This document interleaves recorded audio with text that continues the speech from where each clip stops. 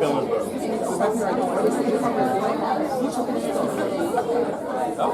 I'm at American.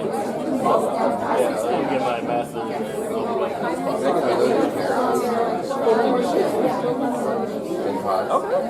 But what year? First year? Yeah. What do you think so far? How you like it? Yeah.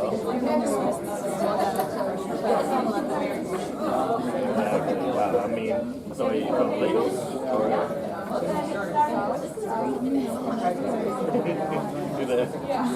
I'm from the south, so born and yeah. Okay. One of my favorite seats from Lagos. It's really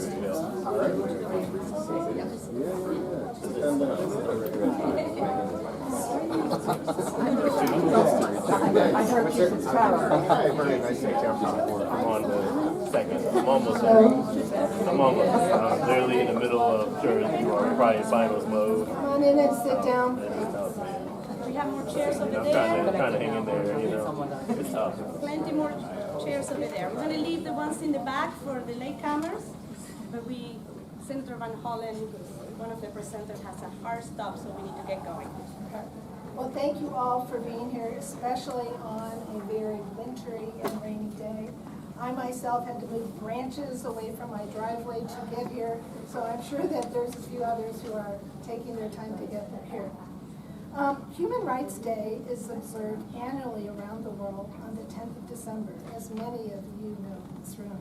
Last year was the 75th anniversary. This day commemorates the anniversary of one of the world's most groundbreaking global pledges, the Universal Declaration of Human Rights. This landmark document, and we have some out in the front, and for any of you that hasn't looked at it in a while, take it and look at it and be proud of it. It's comprised of 30 chapters enshrining the inalienable rights that everyone is entitled to as a human being, regardless of race, color, religion, sex, language, political or other opinion, national or social origin, property, birth, or other status. I'm so sorry.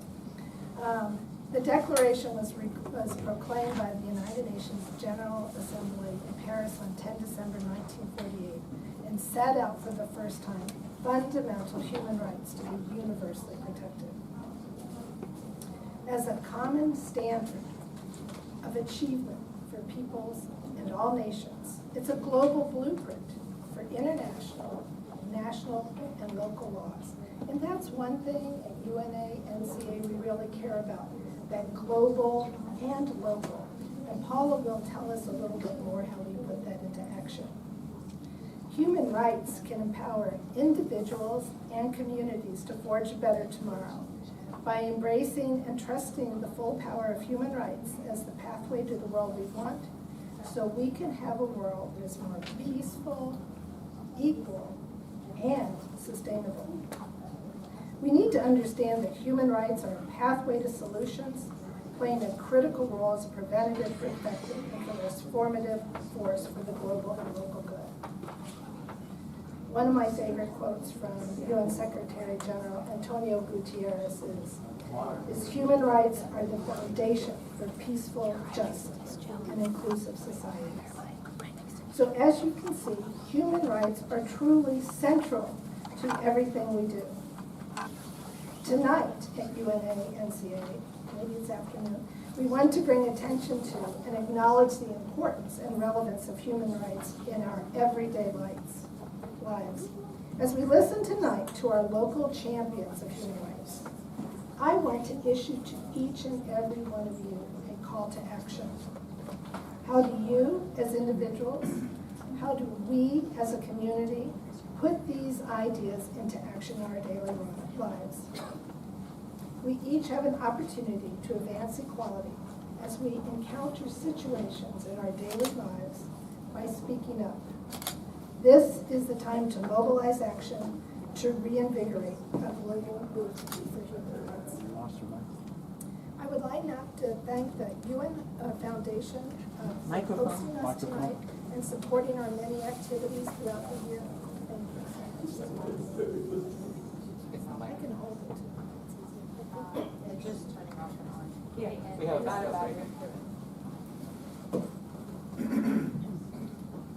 I can use my mom's voice. There you go. That's much better. I want to thank UNA-NCA, who is here tonight from the UN Foundation, and thank you, Farah. I couldn't see you, I saw you earlier, for being here. And also to all our leaders who've made this event a success tonight.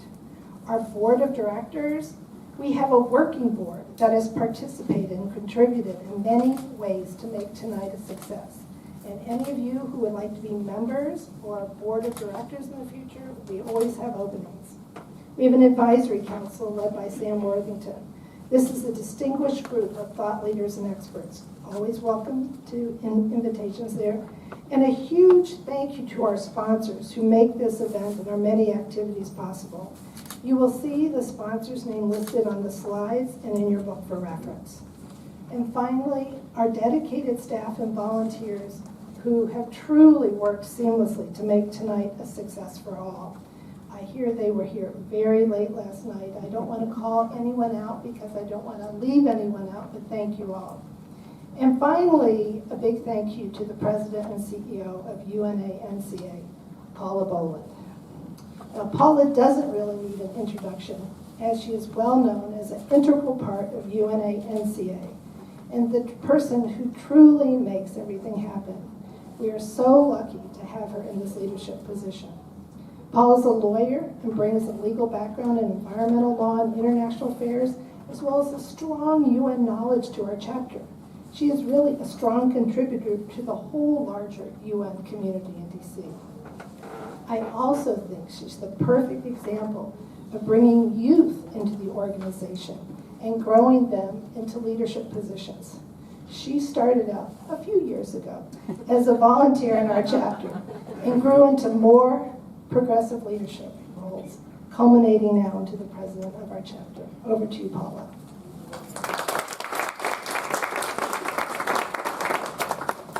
Thank you for that kind introduction, Anne. Good evening, everyone, and happy Human Rights Day. On this Human Rights Day, we reaffirm a profound truth. Human rights are the foundation of peace, justice, and sustainability. They are not abstract ideals, but practical principles that must guide our everyday actions, especially at the local level where change begins. The Sustainable Development Goals, SDGs, remind us that the fight for equality, justice, and dignity is intertwined with our mission to create a sustainable future. From eradicating poverty to ensuring access to quality education, clean water, and decent work, every SDG is a commitment to human rights in action.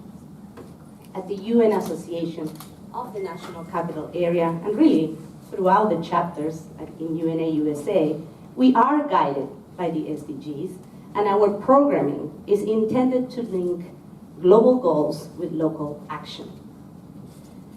Human Rights Day is a reminder that the promise of equality, dignity, and freedom begins in our own communities. While human rights are universal, their true power lies in their local implementation. When principles become practices and policies transform into everyday realities. Every community, such as ours in the DMV area, has the potential to be a beacon of human rights. By fostering inclusive schools, ensuring access to essential services, protecting vulnerable populations, and amplifying marginalized voices, we create environments where dignity and respect thrive.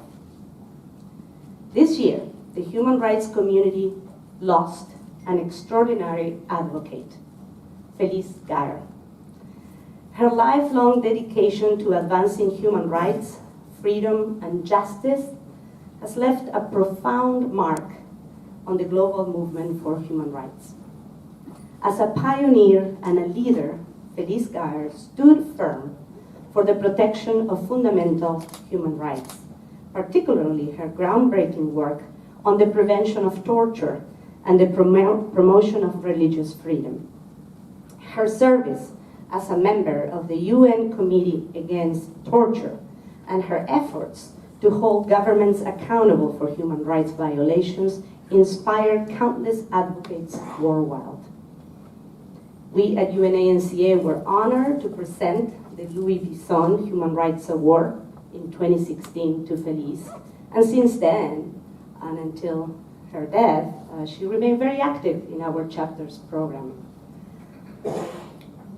As we honor her memory, let us draw strength from her legacy, recommitting ourselves to the cause she championed so passionately, globally and locally.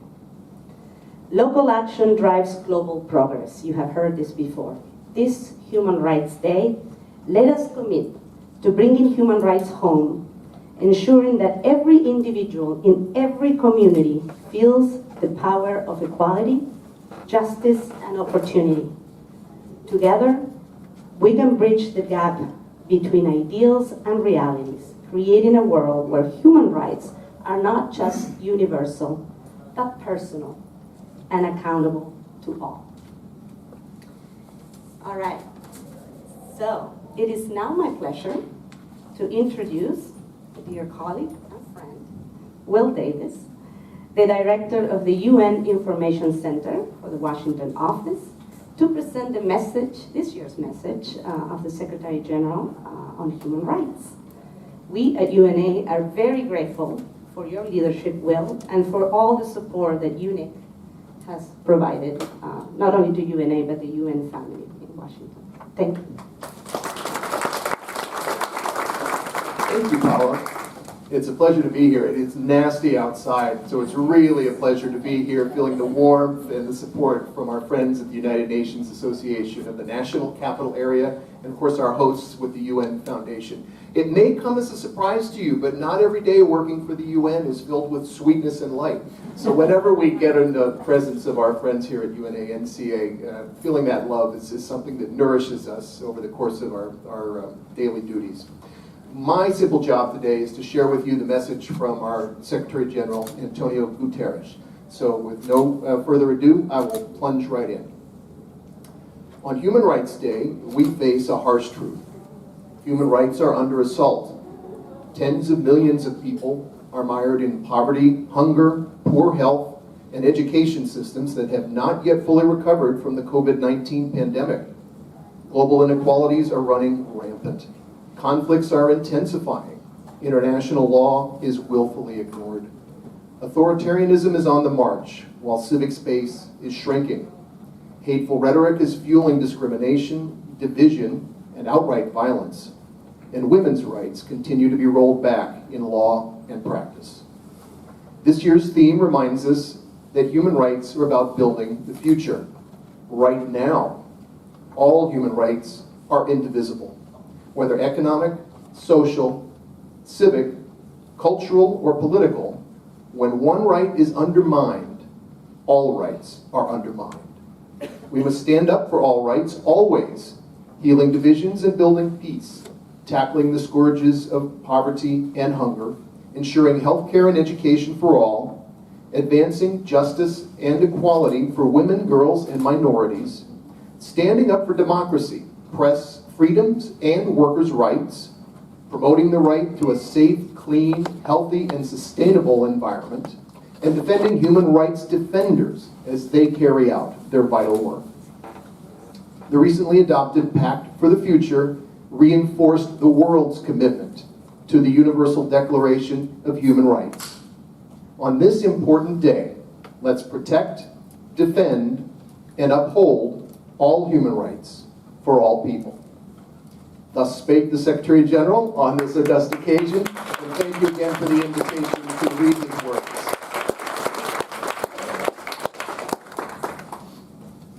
Thank you, Will, very much. And I want to thank also other members of the UN family that are here with us. I know we have a big team from UNDP, I see them, and also members of the National Security counsel at the White House. Thank you very much for being with us. All right. It is now my pleasure and real honor to introduce my senator, Chris Van Hollen, who will present this year's Louis Bison Human Rights Award.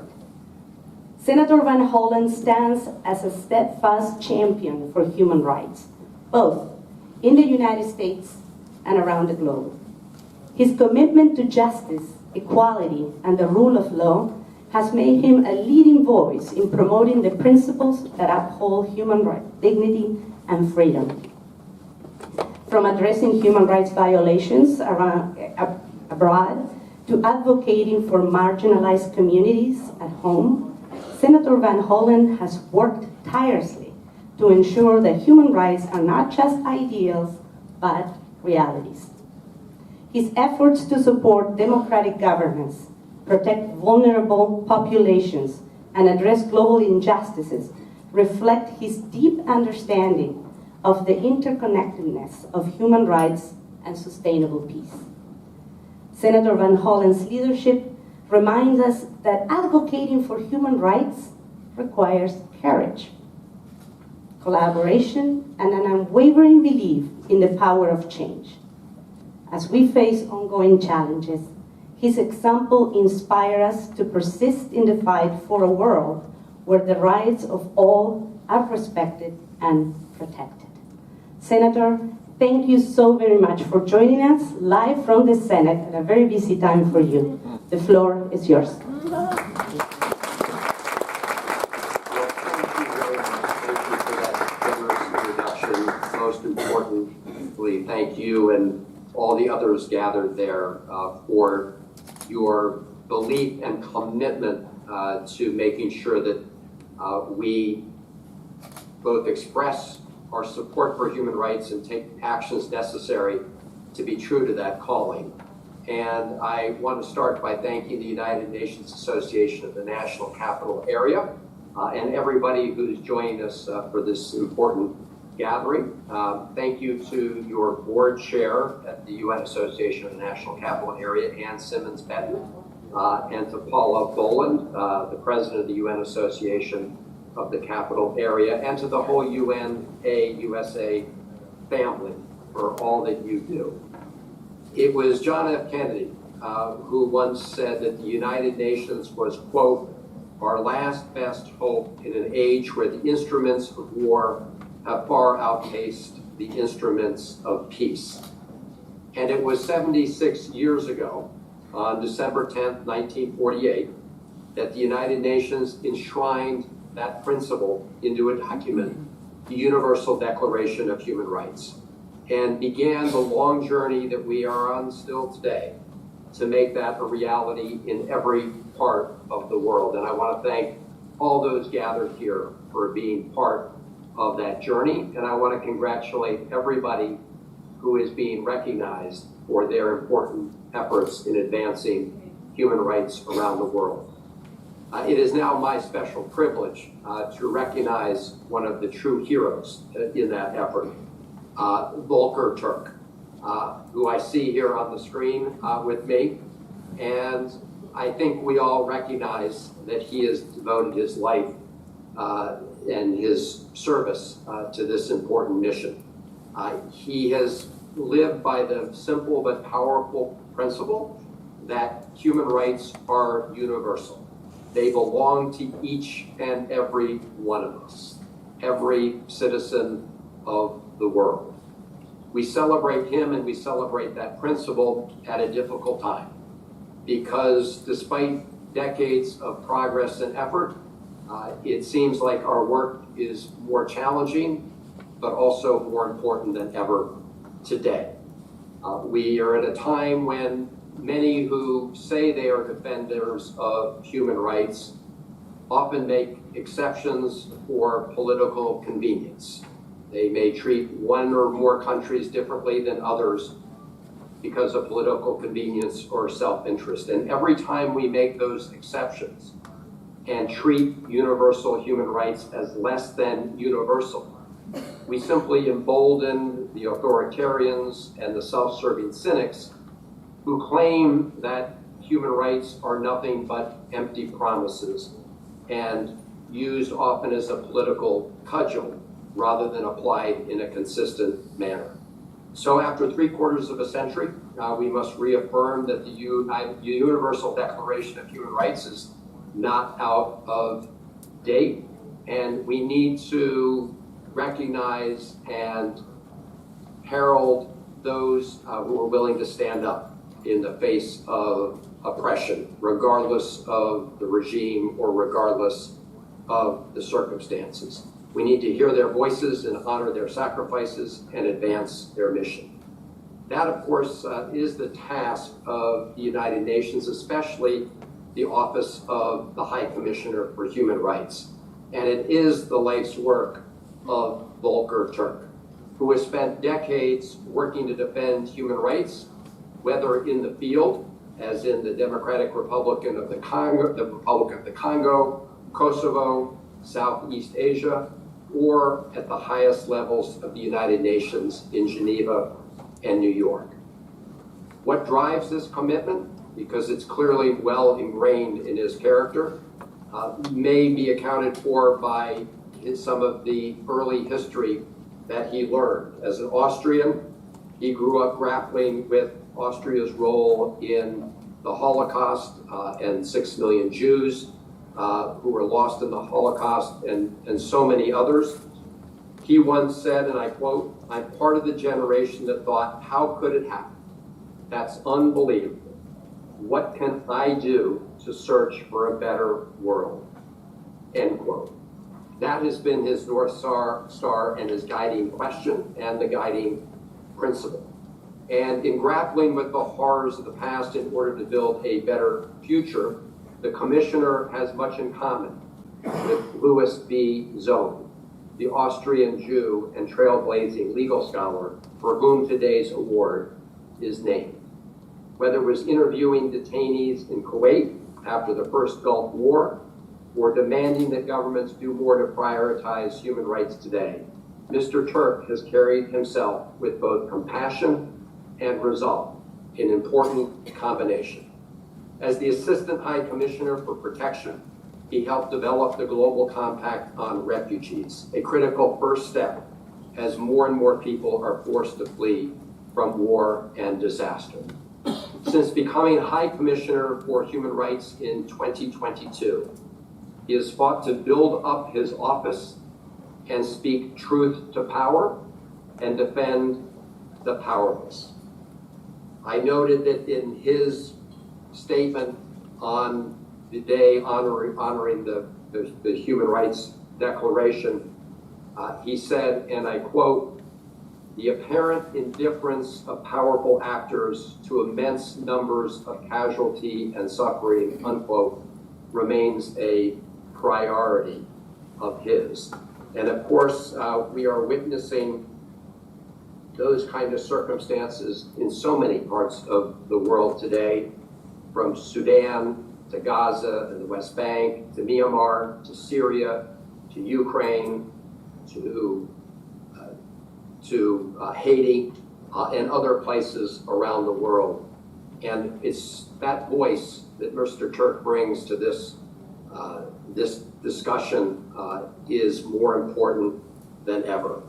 And through it all, he has remained a true believer in the necessity that the opportunity, the promise of human rights reach every corner of our globe. He still keeps a frayed copy of the Universal Declaration of Human Rights, a gift that was presented to him by a high school teacher over 40 years ago. That document, like his commitment, endures, but only if all of us take responsibility for making sure that it endures. I'm reminded of Dr. King, who said that the arc of the moral universe bends towards justice, and I'm a firm believer that that's true, but only if each and every one of us does our part to bend it. And Mr. Turk has done that in his decades-long struggle for human rights. So I believe that we all need to find the courage to persevere through these difficult times. We must not engage in double standards. because that simply opens us up to the criticism of hypocrisy. And universal human rights means universal. And that is exactly the spirit in which Volker Turk has approached his job and his responsibilities. So to a champion of human dignity, freedom, and justice, and this year's recipient of the Louis V. Zone Human Rights Award, we congratulate you, Turk Volker, for this honor, and thank you for all that you do to push for human rights, not just in word, but in deed.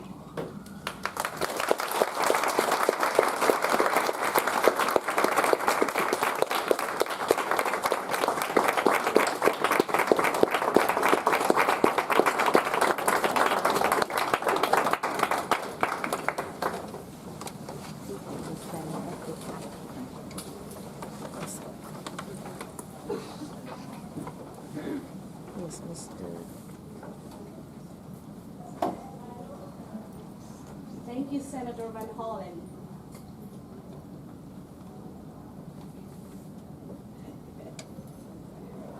High Commissioner, the floor is yours. Senator Van Hollen, I don't know whether you can hear me. Yes. I can hear you. I don't know whether the audience can hear me. I think they can too. Okay, sorry, I think we can all hear you. No, look, Senator Van Hollen, distinguished guests, dear friends, it's an incredible and immense honor and a great pleasure to accept the Louis V. Zone Human Rights Award, and I thank from the bottom of my heart the United Nations Association, the National Capital Area for this recognition. In fact, I thank the entire UN Association everywhere for your efforts to promote understanding and support for the work of the United Nations, which is needed more than ever before in today's world. I know that by granting this award, you are honoring my office and my colleagues around the world who work every day to bring human rights to life for all people everywhere. Many of my colleagues are working in war zones and humanitarian crises, often under great pressure. So this award recognizes the courage and the commitment of my colleagues to our common humanity, and I would like to extend it to all the human rights defenders around the world.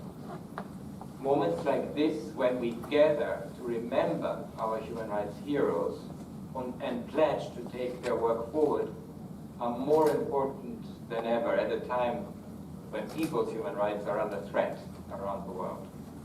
We know how old conflicts continue to fester and new ones rage, with often, as we all know, with an incredibly devastating impact. We also see how the climate emergency is growing more destructive and ferocious every year. And we see how inequality is deepening in many regions of the world, with billions of people to struggle to access the most basic services. New technology could transform lives for the better, but it also poses serious risk to human rights, from built-in biases and disinformation to surveillance and loss of privacy. All these issues are global, they affect us all, and they are deeply connected with our human rights. And I sometimes look at the political discussions around the world, and everyone wants to go back and look inward and put themselves first, forgetting that we are all interconnected.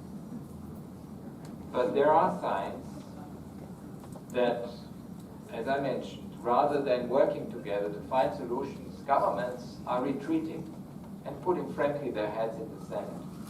We see also how multilateralism gets more and more attacked, and the institutions that are set up precisely to work towards more international cooperation are getting more and more, frankly, I would say, thrown under the bus.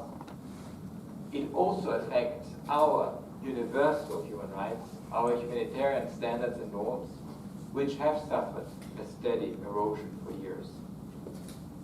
I fear that we will now see attempts to reduce and even sometimes redefine human rights as a remote concern, far from the lives of ordinary people. I would call this the politics of distraction. Of course, nothing could be further from the truth. And as you mentioned, my Human Rights Day message yesterday, I actually changed it precisely because I wanted to bring it back to the basics of what human rights means, how it affects each and every one's life. Of course, depending on the context where we live, but it has something to do with the most deepest grievances that people face, irrespective of where they live. We know that we need to bring back the decades of progress on recognizing and honoring the fundamental rights to which we are all entitled. Dear friends, I don't believe that any of this would surprise Louis Bisson. He lived through an era of terrible conflict, horrific injustice, and enormous turmoil. As you know, Louis Bisson was born 110 years ago in Lemberg, today's Lviv, which lies, as you know, in the borderlands of Western Ukraine, and there is indeed this connection with my own country. Lviv has a special place in the human rights community. Its unique position at the crossroads of empires made minority rights a daily concern. Tragically, Lviv's large Jewish community was almost entirely lost to the Holocaust.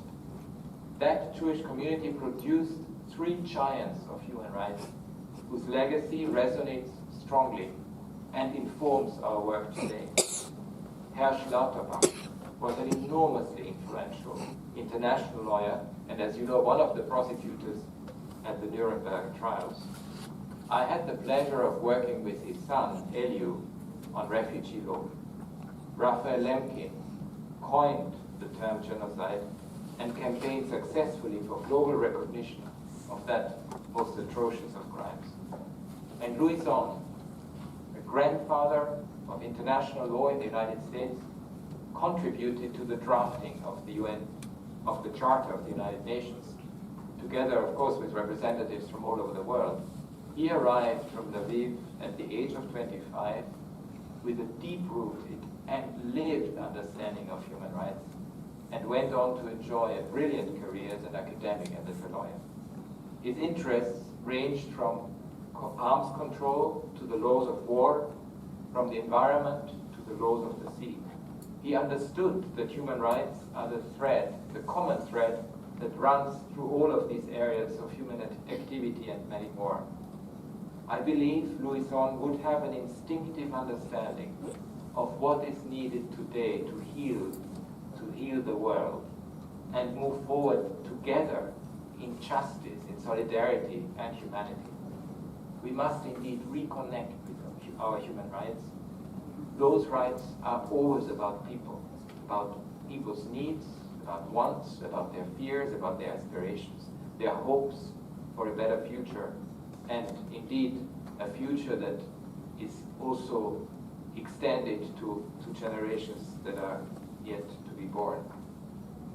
Despite what you may hear, we hear it more and more, human rights are not abstract ideas or concepts up for debate. They are not a luxury extra that countries can choose to implement when they have solved their problems. They are concrete legal commitments that all states have made to serve their people. And I often hear in my own position how those go back to the cultural relativism of previous times, and they want to sometimes deny the universality of it. And if you talk to the students that were, for example, active in Bangladesh in June and July, they all know and they fought for freedoms. It was the same when I met young people in Sudan 2 years ago before the horrible war broke out. I felt how young people embrace it, and for them it's not a question where it comes from, it is their own future that they are fighting for. But we also see this machine of disinformation. And at the end of the day, when I'm sometimes asked what is human rights, it's about facts. We see a lot of blurring of lines between facts and fiction these days. It's about the law, the application of the law, it's about the obligations that states have, but it is also fundamentally about compassion. It's about how we interact with each other, how we open each other, how we open ourselves to each other. And indeed, human rights are universal. I think if we go throughout history, we have also seen how human rights have been central to progress for marginalized, oppressed communities, to building a more just, equitable, and resilient society. And today, they do offer solutions to our global challenges. Sometimes human rights is seen almost too much in the negative, but it is also an incredible force of inspiration and motivation precisely to end what is currently beleaguering us on the endless wars, the climate crisis, on our troubled relationships with technology. The solution lies in recognizing and respecting the humanity of others and acting in solidarity with them. We have in human rights the most powerful tools to mobilize people for peace, for justice, for equality and solidarity, and also to listen to the other and hear them and embrace them in their diversity and richness. As you know, my office works around the world to bring the protections and benefits of human rights to all. Wherever we work, we lead efforts to heed early warnings of abuses and to prevent grave violations and atrocity crimes. We have been raising the alarm bells about the situation in Sudan, in Ukraine, in Syria, in Myanmar, in Gaza and beyond. In all these places, we are on the ground documenting the facts, building the case for accountability, and advocating for dialogue and peace, and overcoming the divisions and polarizations that we see. We provide a bridge between people, civil society, human rights defenders, and the institutions of the state. And we help support governments and societies to implement the policies that respect the rights of their people.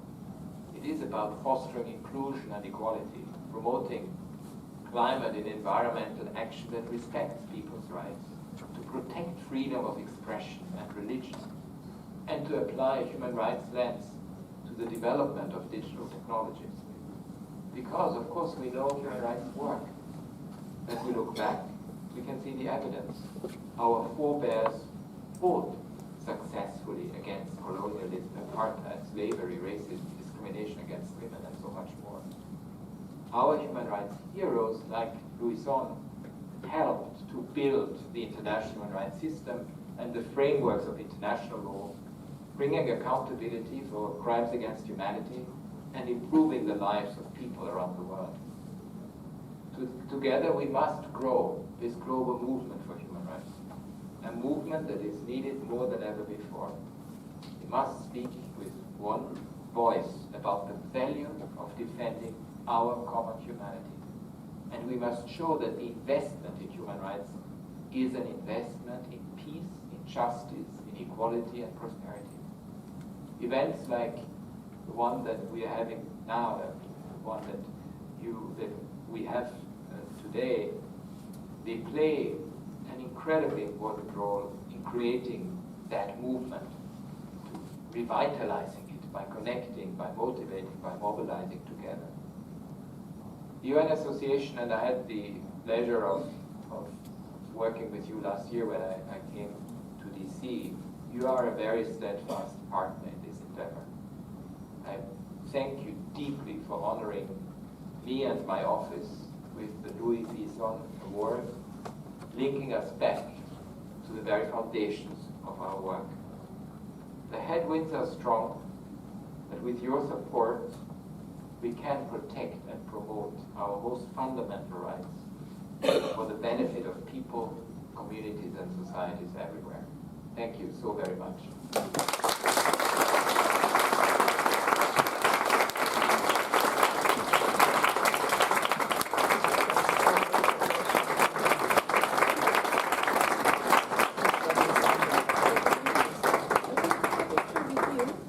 You're with us virtually, and we're here.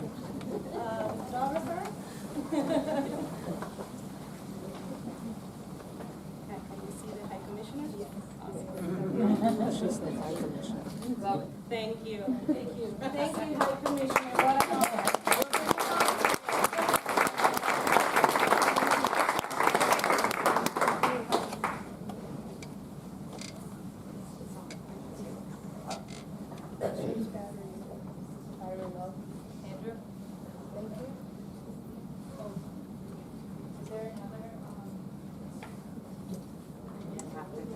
loud. Just yell. This is the United Nations Association National Capital Area. They have been human rights As a awards grandmother, I to- usually have everything in my purse, but I do not have batteries.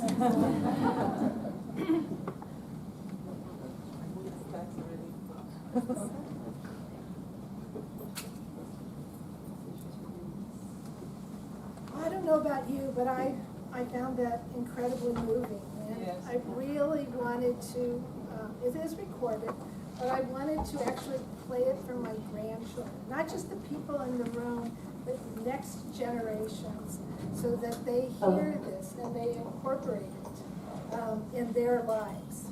And now we're going to be innovative with technology. Thank you, Sarah. First you brought me water and now the microphone.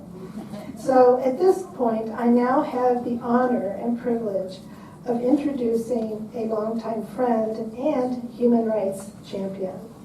Dr. Kathleen Keenest is the director of the Women, Peace, and Security Portfolio at USIP, United States Institute of Peace, where she oversees the Institute's work on the gendered impacts of violent conflict, drawing upon UN Security Resolution 1325 and emphasizing the critical role that women need to play in all aspects of peace building.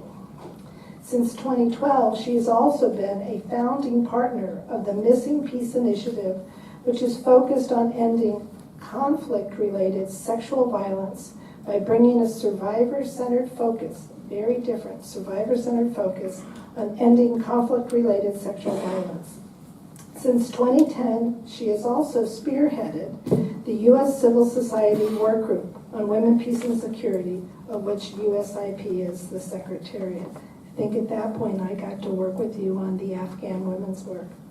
And prior to that, Kathleen has a very long work experience in the international development field, primarily with the World Bank.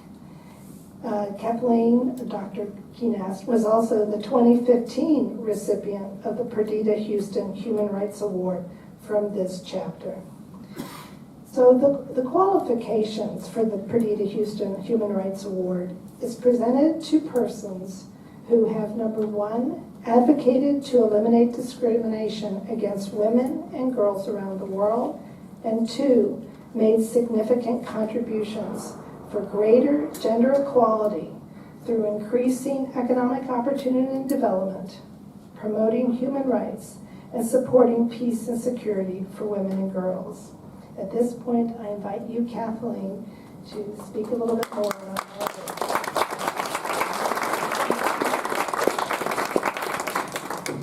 Thank you so much, Anne and Paula, and all of the recipients here tonight. I thought I would begin by just sharing a few details about this amazing person named Perdita Houston, right? I remember when I first received this award, I wanted to know everything about her, like who was she?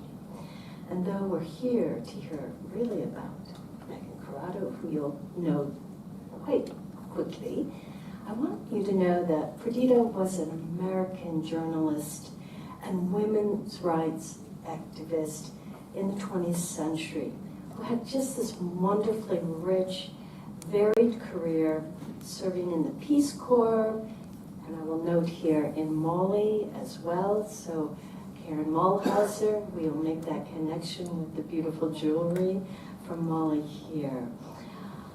I want to say that I've always been particularly delighted by the fact that Perdita was the first recipient of the Margaret Mead World Citizen Award.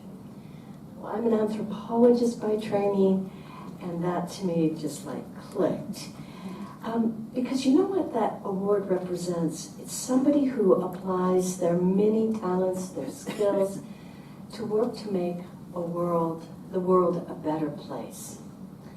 Certainly many of the 13 past awardees of the Houston Award are not necessarily women who were born leaders, but instead leadership emerged from tough challenges and a real willingness to engage as a world citizen to make a world of difference.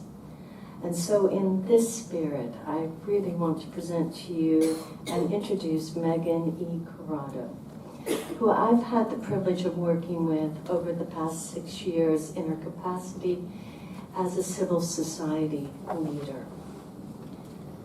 Though Megan currently serves as the Senior Director for Policy and Advocacy with the Alliance for Peacebuilding, she is also an international lawyer, policy practitioner working to prevent conflict and atrocities and promote human rights, peacebuilding, gender mainstreaming, justice, and accountability. Just this morning, I was in a meeting with her on Sudan and what's happening to women and girls, men and boys. And I will add, in not graphic terms at the moment, but the impact of conflict-related sexual violence is beyond belief. And we were working on this just this morning. Her current boss, Liz Hume at AFP, shared that in the last 4 years at the Alliance for Peacebuilding, Megan has been the driving force, not a driving force, the driving force between our policy and advocacy work, from atrocity prevention to the Global Fragility Act to the Women, Peace and Security Act. And what she said, I really can't agree more. She is an expert of experts. And we are so grateful for her dedication, passion, and tremendously hard work. Well, I can only echo that because I met Megan in 2018 when she was serving as the Director of Advocacy with the organization Women for Afghan Women. At that point, she joined the Civil Society Working Group. It's a membership of about 65 NGOs. And immediately, I was like, who is this young person? She was literally sitting next to me, and I'm like, who are you? Where did you come from? Because you know that spark the moment you meet it. And she has never disappointed. She immediately stepped forward to engage with building bridges between civil society and our own U.S. government. Because these kind of acts, the Global Fragility Act, the Women, Peace and Security Act, really requires civil society helping to inform, educate, and build awareness with our USG colleagues, since so many of them are working on terrifically hard issues in conflict zones. Her leadership went on in the Civil Society Working Group, where she took on the chair of the committee that leads the yearly work. And of course, we just haven't let her get off that executive committee because of her brilliant leadership.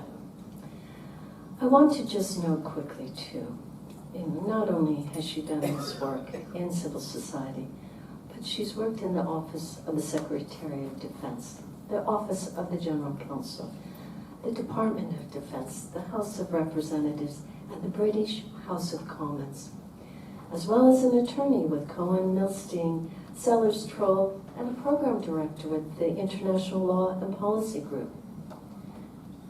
Her key secret is she never sleeps. I think, though, we know what really makes you tick, Megan. Not only are you a great communicator and brilliantly committed to women's equality and peace building, but now I'm going to draw upon Martin Luther King Jr.'s statement that those who love peace must learn to organize as effectively as those who love war. King recognized that good leadership is needed to organize for peace. It is the defining starting point, especially as he emphasized a genuine leader who is not just seeking like-minded people, but somebody who brings people with different ideas together to make change possible. Megan Corrado, I present to you, is someone who exemplifies this, someone who does love peace and who does know how to organize for change and embrace the differences that we must come to every story to make a difference. So did my honor, Megan, as a friend, colleague, mentor, to present to you the Perdita Houston Human Rights Award of 2024. Congratulations.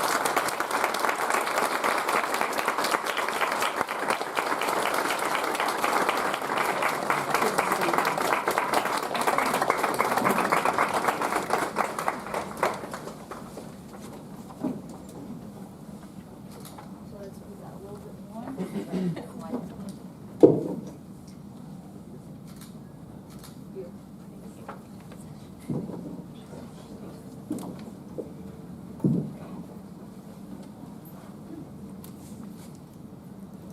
Wow.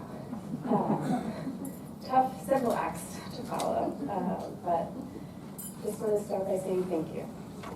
Thank you so much to Kathleen for that incredible introduction, UNA-NCA, who is a valued member of the Alliance for Peace Building, and Paula, the board, the advisory council, the Human Rights Committee, and your whole team.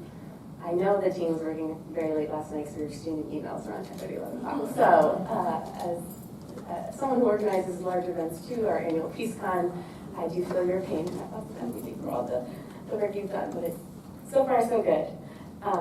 Thank you to everyone who's here for doing this monsoon. This is literally the worst day of weather we've had in about 8-9 months. So appreciate you all taking some time.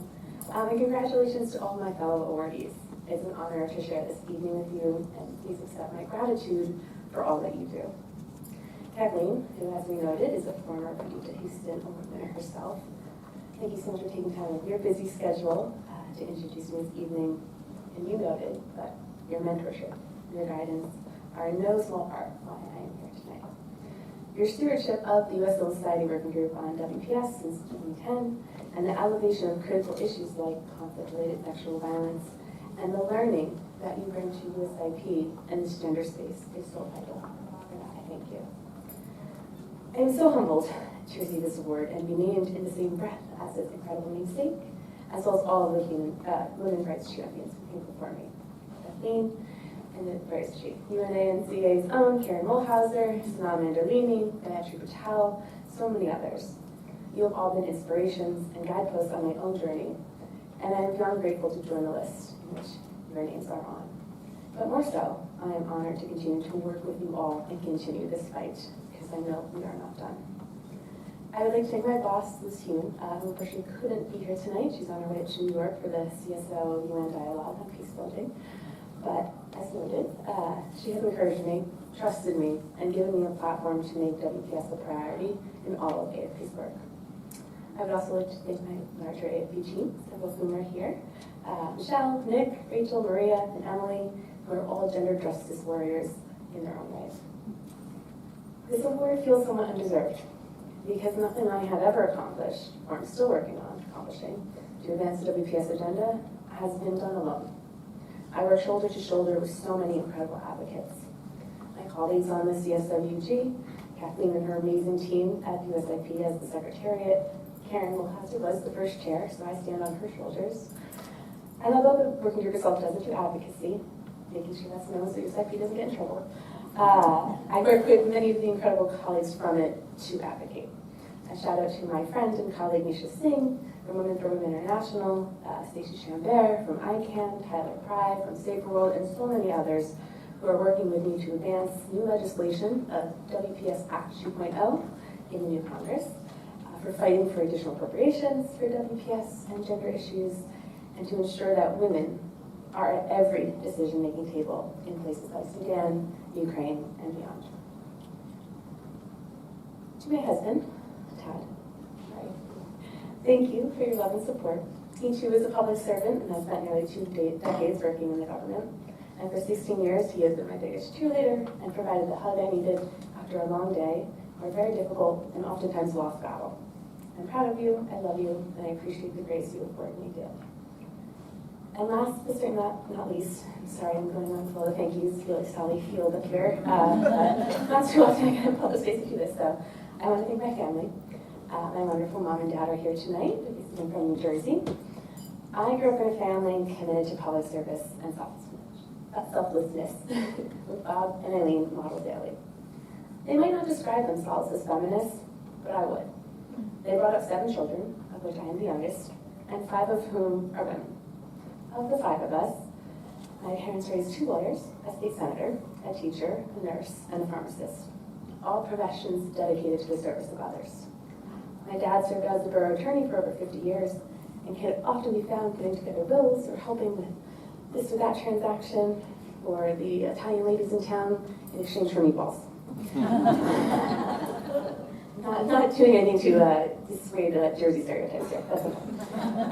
My mother worked her way up from an executive assistant working in Rockefeller Center to become a nonprofit leader with American Cancer Society and a small business owner. Through it all, they were church and community leaders and were constantly working to raise funds and serve others, all while encouraging their very, very many children to follow their dreams. And while they couldn't quite understand why I would want to leave New Jersey and the wonderful community that they helped build, it is their values to service and others that brought me to DC and my focus on the global fight for gender justice. For their love, values, and support, and bearing with me as I went to very scary places and left you home being very nervous. Thank you. I love you endlessly. And when we see them afterwards, make sure to wish them a happy 60th anniversary. Just past this.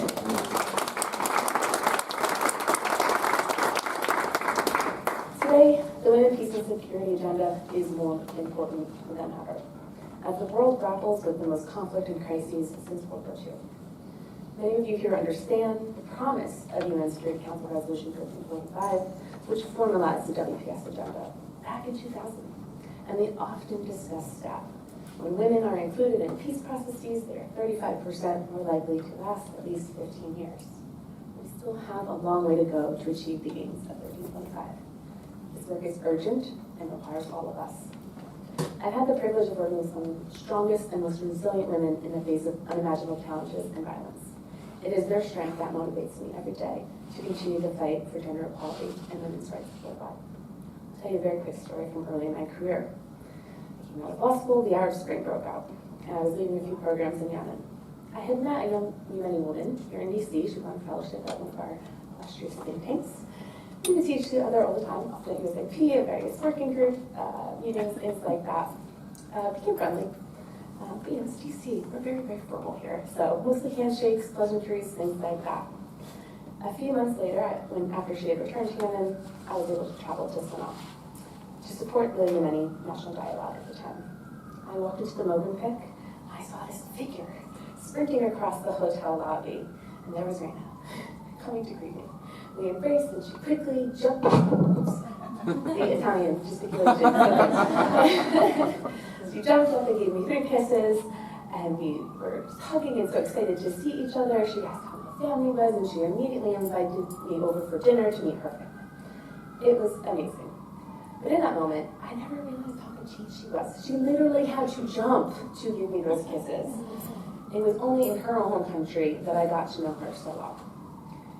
And yes, she was warm and loving and kind. And just 15 to 20 minutes later, we walked into some technical meetings. And she was the loudest, the most adamant, the strongest, arguing for a future where all Yemeni women are included and respected.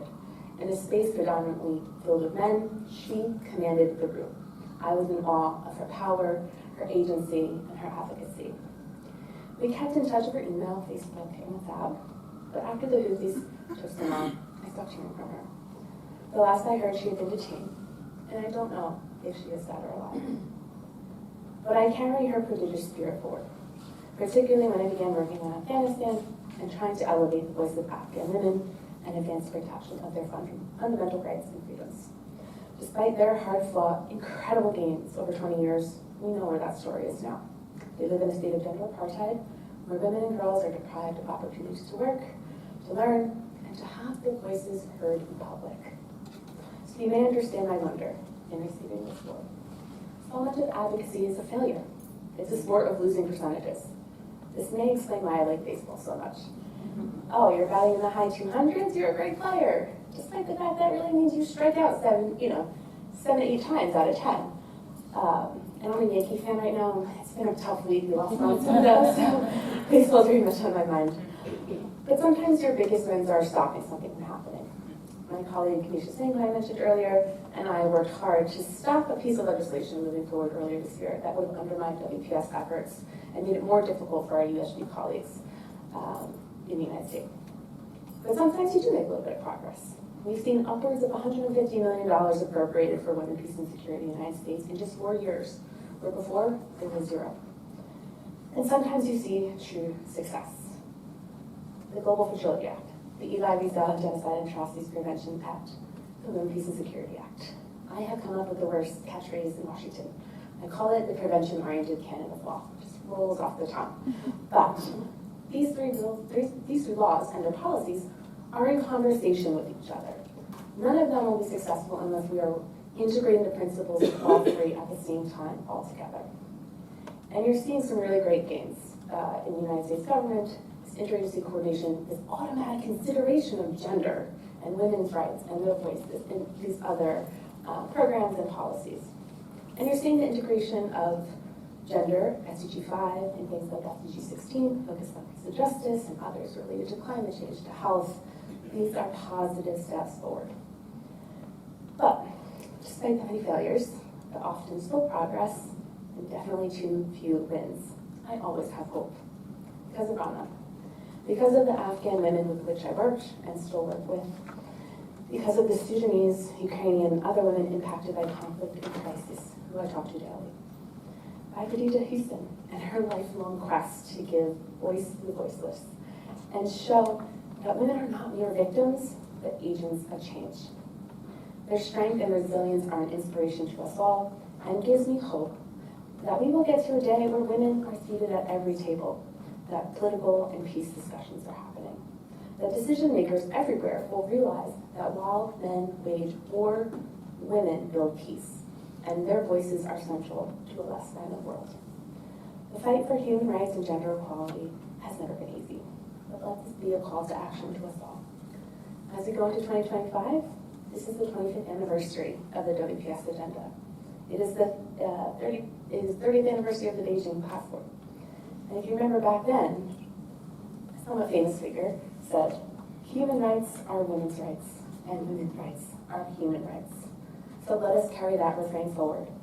We must learn the lessons of women, peace, and security efforts in Afghanistan, and ensure our sisters in Sudan, Ukraine, Gaza, Burma, and elsewhere are not left behind. And while this work will be hard, if it is done together with common cause, then I truly do remain hopeful. Thank you.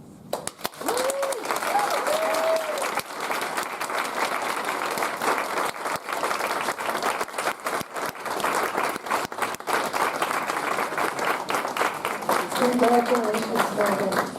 And you cannot forget your awards. So next, I have the honor and privilege to introduce a leader and champion for the UN and for multilateral affairs.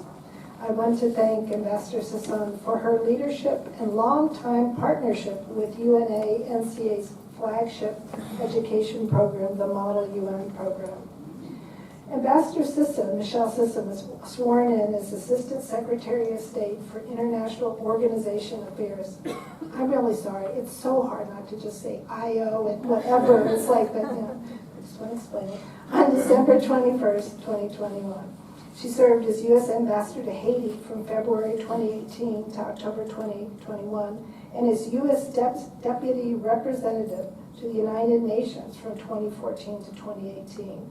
Where she helped build global coalitions to counter transnational threats to peace and security and advocated for a more effective, efficient, and accountable UN multilateral system. We couldn't have a better representative to put this award forward. In addition, she served as ambassador in multiple other countries that I didn't mention. Sri Lanka and the Maldives, Ambassador Lebanon, which is where I was lucky enough to meet her, and to the UAE. Additionally, she is the recipient of awards that you don't see all the time in the State Department, the highest level, the U.S. Presidential Distinguished Service Award, the U.S. Presidential Meritorious Service Award, the U.S. Department of the Army's Outstanding Civilian Service Award, and numerous other State Department awards, including ambassadorial level awards for her contributions to counter-proliferation and combating trafficking in persons. She also holds the highest award in the U.S. Foreign Service, the rank of Career Ambassador. So we want to acknowledge, before you present the award, Franklin Tex Allen Harris, who was the brave diplomat who played a critical role denouncing human rights violations during the Argentine dictatorship, and to his children who may or may not be in the audience, Julie and Scott Harris, and to send our best to their mother, Janine. Tex Harris received the award from UNA-NCA, named after him in 2013. I myself was lucky enough to meet Tex Harris as a 24-year-old, and he made a big impression on me then. First of all, he was really tall. We were both from law school, both from Dallas, and we both went to law school. And I had a great conversation with him when my husband was inducted into his A100 course. Here this man took all this time to talk to this little dependent spouse or whatever, and we were both Texans, so that made me love the Foreign Service right then. In his honor, I wore my Texas pin, which so big, and it was a lovely present from my husband, but it's not something I can wear too often. But I wanted to bring him into this room. His kindness touched me during that conversation, and I watched him as a fellow Texan, and watched him as he became a legend in the foreign affairs community. He was a real truth speaker and human rights champion in everything he did. The American Foreign Service Association also named an award in his honor, and he served as president of AFSA and contributed way after his Foreign Service retirement. I would suggest that maybe some of the younger ones in the audience look up and read his biography. It should be mandatory reading for new FSOs. I'd also like to acknowledge two previous recipients of the Tex Harris Human Rights Diplomacy who are here today. Deputy Assistant Secretary for the IO Bureau, Alison Lombardo, who received it in 2023, and Deputy Director of the Office of Human Rights and Humanitarian Affairs, HRH, in the IO Bureau, Wesley Reiser, who received it in 2015. And we also like to acknowledge that a large part of the State Department's IO Bureau that supports our MUN program is also here tonight. It's really part of this big UN family here. So the requirements for the F. Allen Tex Harris Diplomacy Award is presented to current or former American diplomats who, 1, advocated respect in American diplomacy for international human rights as defined by the UN Charter, the Universal Declaration of Human Rights, and or international human rights treaties and instruments. Secondly, made significant achievements in human rights through the use of diplomacy. And 3, demonstrated leadership in the diplomatic community on human rights issue. So Ambassador Sisson, I invite you to present the award to Daniel Cronenfeld here tonight.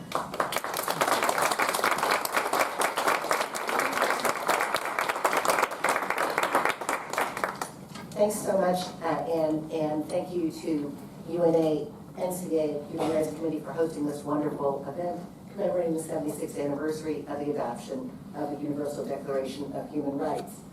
I was hoping we would be able to see Dan up there. You may wonder, where is Dan? Well, Dan is on a long-planned work trip and wishes he could be here. Dan, if you are hearing me, and I certainly hope you are,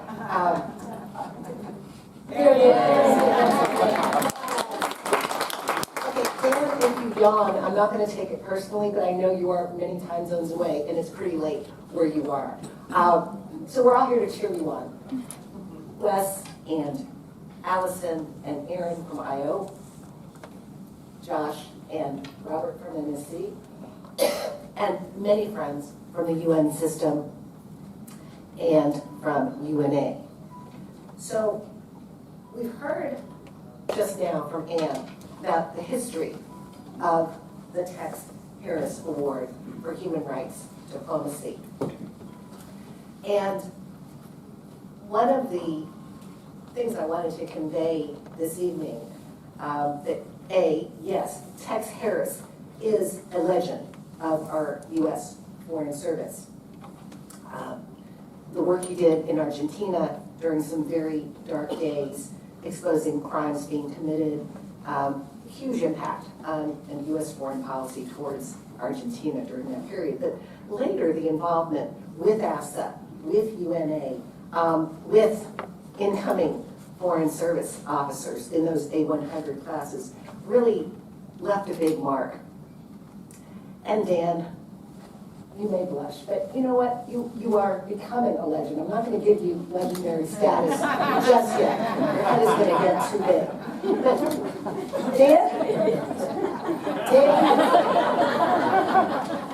But Dan is our bureau comedian. He is the IO bureau comedian. So I can see you. I know you're behind me, but I can see you on the screen in front of me, Dan. But Dan has spent the last 2 decades, in all seriousness, giving a voice to the voiceless, tireless, passionate work defending human rights. His career has truly spanned the globe.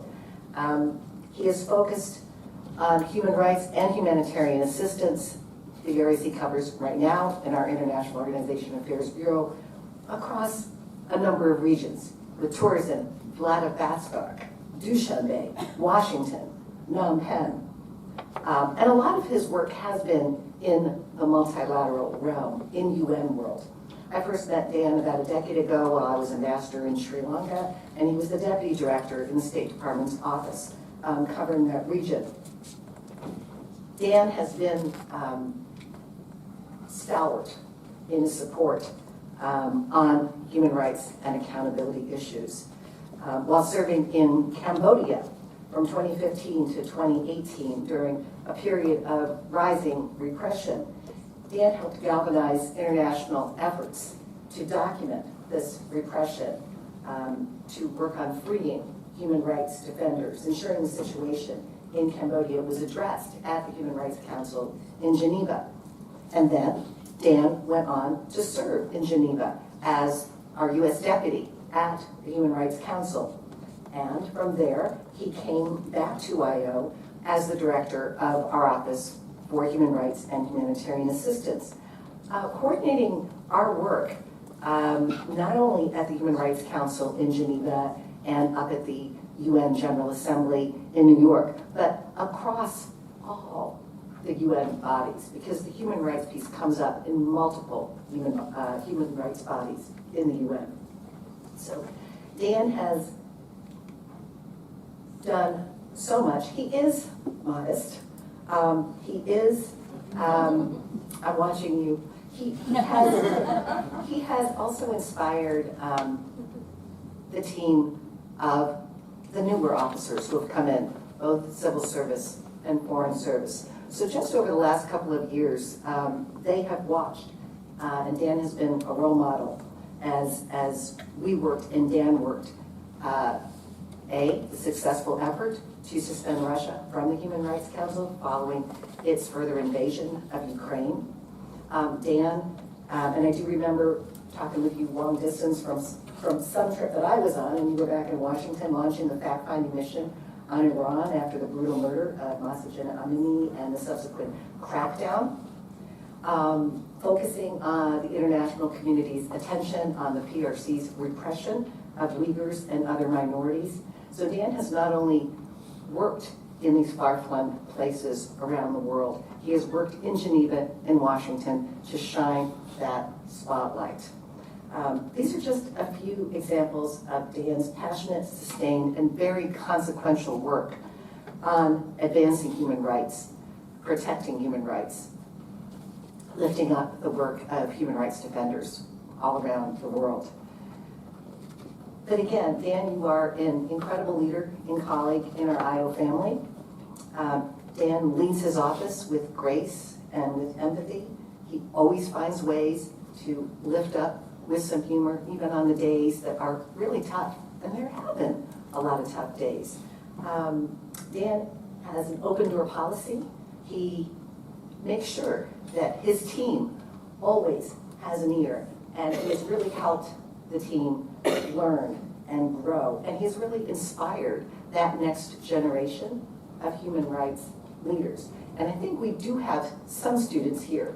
So when Dan gets back from his trip, if you're thinking about a career in the Forest Service and you are really interested in human rights, talk to Dan Cronenfeld. I can think of no one better to honor today. I'm really pleased now to introduce my colleague and friend, Dan Cronenfeld.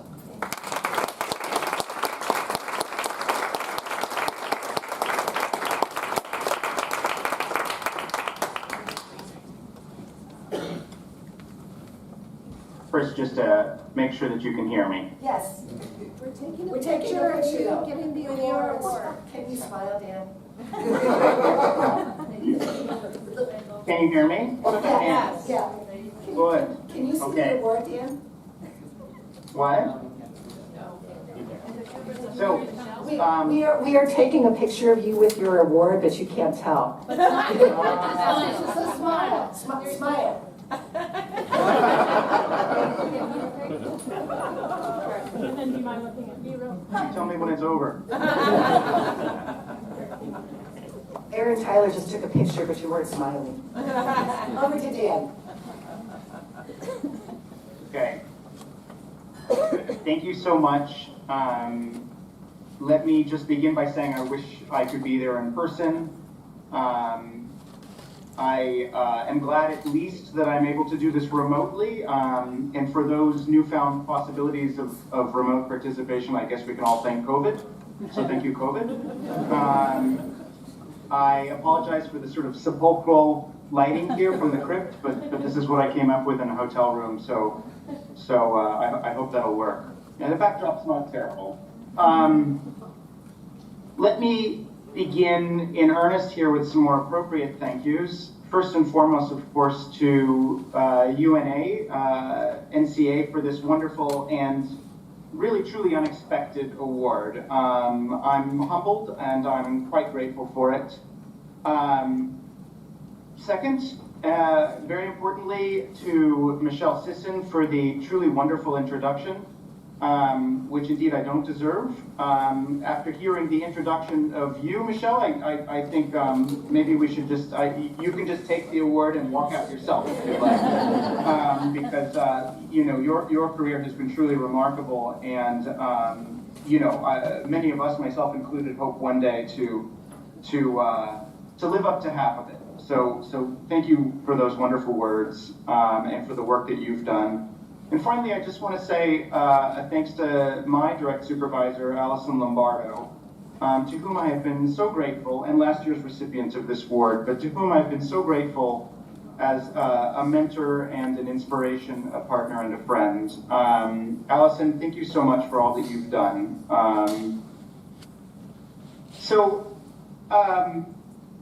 I will confess that when considering my accomplishments while reviewing the list of present honorees here tonight, and when looking at the list of past honorees for the Tex Harris Award, I was struck by a sort of a Sesame Street-like feeling that one of these things might just not belong with the others. You have to begin with Tex Allen himself, a man who, in contrast to some in our profession, didn't allow himself to rest content by simply jotting off a few finely crafted cables, but actually got outside the walls of his embassy and did something. And that serves as a truly remarkable guidepost for those of us who struggle sometimes to get outside the walls of our embassies. And those who followed, in previous awardees for this particular award, most of whom I've had the honor of knowing these many years, have done an incredible amount as well. Much of it, to be sure, has been just beyond the public eye, making sure that the cogs of bureaucracy don't lose sight of the aspirations of the people to whom we are ultimately accountable. That is to say, you in the audience and to the American public. So maybe I'm not entirely certain how I measure up in this particular context. But in pulling together these brief remarks, and I promise you they'll be brief, something struck me. There are tens of thousands of people, I think 70,000 is what I read, who work in the State Department. What does it mean that the small handful of people who have been honored with this award know each other so well? I mean, I guess one thing it might mean is that the UNA-NCA has been fishing in a very small pool for its talent. But I think it means something else. I think it indicates the extent to which there truly is a community of people at State who are committed to human rights issues. The members of this community are not simply hanging out together because they couldn't find other jobs. Maybe some of us. But in an organization that tends to promote a very peripatetic life, many among us have actually had to try quite hard not to find other work. We're doing it because we want to be doing it. And I'm honored to be among this group. So let me try to place myself in this context just a little bit more. A number of things have motivated me over the years, but one of them has been a particular interest in what I call asymmetries. Issues where some countries are treated differently because of who they are, because of their size, because of their strength, because of their voice, because of their power. We all remember when Russia launched its full-scale invasion of Ukraine in February of 2022. What struck me most at the time was less the surprise and the aggression of their assault, but it was the snarkiness of their denial of Ukrainian nationhood. And I say this knowing that nations and nationality are historically contested. I get it. I didn't go to grad school for nothing. But you can engage in that contestation without diminishing the identity and the aspirations of the very people you are claiming to be your co-nationals. So even before the horrors of Bucha, there was a feeling that what Russia was doing was not just a violation of the UN Charter and its defense of territorial integrity and national sovereignty, but it was also an effort at dehumanization that just didn't sit right with many. Certainly didn't sit right with my Ukrainian colleagues, and that this was a rights issue as well. So I'm proud of the work many of us did in Geneva in creating the Commission of Inquiry on Ukraine, which continues to be one of the strongest voices documenting violations and abuses of human rights in the country. I'll point out another asymmetry, China. In 2022, after years of research, the Office of the UN High Commissioner for Human Rights released an assessment detailing violations and abuses in Xinjiang that, in their words, may constitute crimes against humanity. Arbitrary detention, forced labor, severe restrictions on cultural expression, and the list goes on. In the fall of 2022, we initiated a very short resolution at the Human Rights Council, just calling for a discussion of this assessment. That resolution fell 2 votes short of adoption. We were disappointed at this outcome, and some called that effort a mistake after its failure at adoption. But we didn't see it this way. For one thing, this implies that the world would have been a dramatically different place had the resolution passed. And this might not be the right crowd to say this to, but I'm personally not entirely certain that world events necessarily hinge so closely on a few well-turned phrases at the Human Rights Council. I say that hoping no one takes the award back. But what we did do was maintain global attention on an important concern that we felt people weren't talking about it. We demonstrated we were not simply going to pull our punches because our punches angered a powerful country. And we let hundreds of thousands of victims know we hadn't forgotten them. China cares what happens at the UN. Does this make action difficult? It does. But it also gives us leverage and a place to use our voice. I'll note a final asymmetry. Some will say that my own country, our country, has benefited from an American exceptionalism that has seen its flaws somehow overlooked. To be honest, I'm not certain it's that simple, although many in the world might see it that way. The United States has received more attention than any other country, at least during the years I've been working on human rights issues, from the independent special procedures, from OHCHR, etc. So we're certainly on the radar screen. Regardless, I think this is why, in closing, that a strong but calm U.S. presence at the UN can achieve very important things. Strong because we can do things that others can't. We can initiate a resolution on Xinjiang.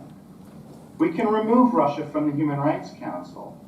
Together with our allies, we can create fact-finding missions on Sudan, on Iran, on Venezuela, commissions of inquiry on Syria, on Myanmar, etc. The list goes on. But also calm, because our behavior under scrutiny serves as a powerful contrast to the brittle and frankly preposterous denials of autocrats across the world. When our Xinjiang decision narrowly lost, did anyone believe that that meant China was in fact a perfectly rights-respecting country? I don't think so. Their high dudgeon in faith at that resolution, in fact, made them all the less credible. I think the U.S. has a great advantage here. We can acknowledge our own development as a nation, and we have a cadre of human rights experts, like those of you here today, like my colleagues, like fellow awardees tonight, and like the past honorees for this particular award, whose sober, thoughtful, and devoted work makes us so credible in the work we do across the world. So I would just like to say thank you to all of you. Thank you to the past honorees for this award. Thank you once again to Michelle Sisson, to Alison Lombardo, and particularly to the United Nations Association for the work that you do and for the attention you bring to these issues and for the honor that you've bestowed on me this evening. I really appreciate it.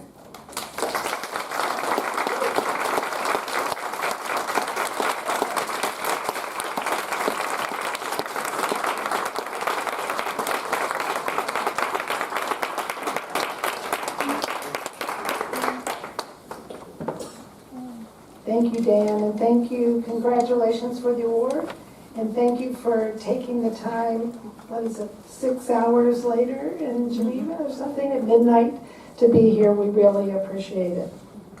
I'm now moving on to the Community Human Rights Award, which is different than some of the individual awards.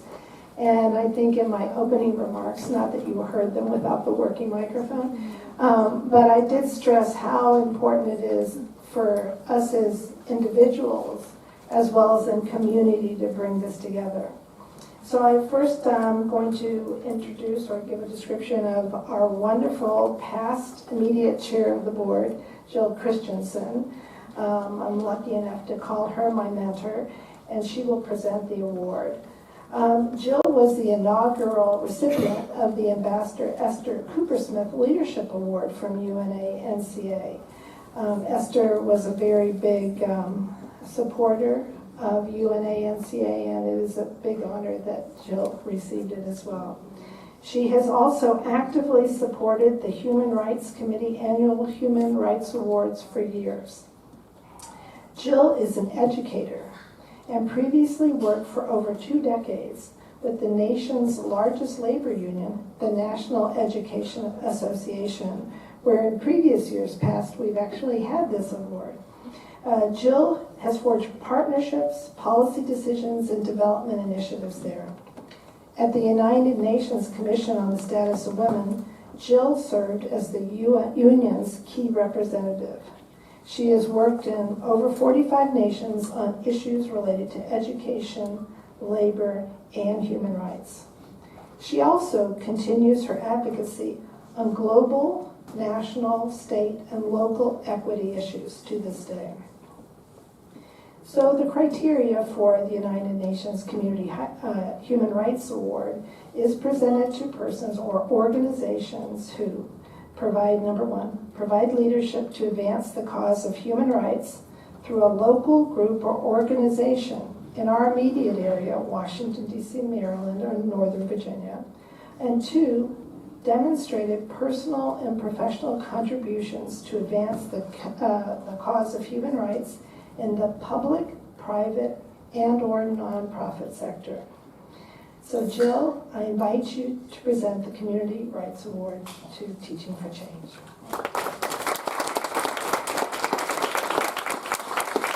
Thank you, Anne. evening. Everybody's doing okay? Yes. All right. We're going to take this home. And yes, we are in the District of Columbia. Nope, I'm not talking about home rule right now. Not now. Where, after all, the human rights begin. So often with the United Nations Association of the National Capital Area, we very much in the ether have Eleanor Roosevelt with us. So where do they begin? They begin close to home, do they not? That's what this community award is about. It's about impacting local community. And we have actually a very special honoree in the process too. First off, I will ask you, I'm going to list some organizations and you need to think about it. The Community Foundation for the National Capital Region, Martha's Table, Latin America Youth Center, Bread for the City, Empower DC, World Central Kitchen, People for the Fairness Coalition, SMILE for LGBTQ youth and children, Georgetown Law Juvenile Justice Clinic.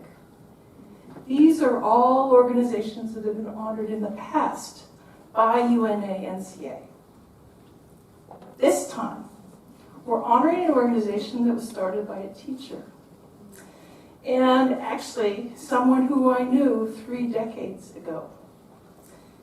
She was working with her students who had recently arrived in the Washington, D.C. area from Central America and was starting to connect with groups of teachers in other parts of the country, on the West Coast, in Philadelphia, and beyond, to help support and provide, this wasn't a term then, trauma-informed education, to really ensure that the education that the children were receiving in our public schools were recognizing the challenges that they had had before them. It was the late 1980s, and the DC schools were receiving, the DC area, basically a tide of newcomers, new Americans who were facing traumas. Teaching for Change started as a network to coordinate teachers who wanted to do the best for their children.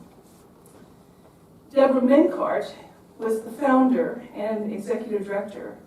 It started as that one individual, and here we are, years later, where in fact it's a mighty organization, small but mighty, where in fact it's impacting what we call the DMV, the District of Columbia, Maryland, and Virginia, but also then national scope in the work that they're doing. Here in 2024, the focus of Teaching for Change is reading, writing, and changing the world. Changing the world. It builds and maintains trust with educators, parents, and importantly, students. Along the way, they've built incredible allies. Sometimes it began with adversities and then really built to allies. The Smithsonian Museums, 2 of them, the Black Lives Matter movement, the Zen Education Project, education unions, Scholastic magazine. You ever heard of that? Yeah. If you're a parent, you know about it because it's the broadest spread education-related piece in the United States. Well, head-to-head, this little organization took on Scholastic, and they won. Years ago, when I worked for the state of Maryland, I was responsible for race equity and multicultural education. That's when I met Teaching for Change. And through these years, I have just followed developments of this organization that has grown, built, expanded partnerships, expanded their might, so that they are a reliable resource on education materials for kids, resources for educators, updates on critical matters about human rights. For me, when I began education, it was truly that education was all about change. It was a revolutionary act, bringing in social justice. Specifically for me, it had to do with gender justice and racial justice. This little organization has been doing just that for 3 decades now. And we heard earlier, as far as from Megan, about human rights or women's rights, and women's rights or human rights. Absolutely. And tonight, right now, right here at home, what we're going to talk about is something we don't talk about enough in my mind. I'm an educator. Children. Children's rights are human rights, and human rights are children's rights. And so with that, I'm really pleased to deliver this award to Teaching for Change. And we'll have, in fact, honoring two people, the Executive Director and Founder, Deborah Menkart, as well as the Deputy Executive Director, Keisha Saran. Please come forward.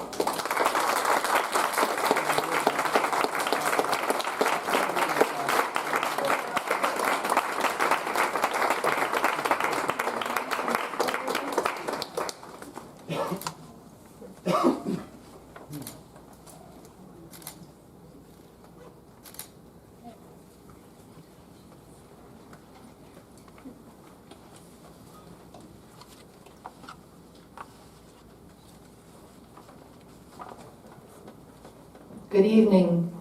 And I'm here, we're here because we're both going to share some brief remarks and accept the award on the behalf of Teaching for Change board and staff. And just to note, we're joined here by current and former board chairs, donors, a volunteer, high school student volunteer. So thank you. And thank you to Jill. True honor to receive the award and have you share your remarks.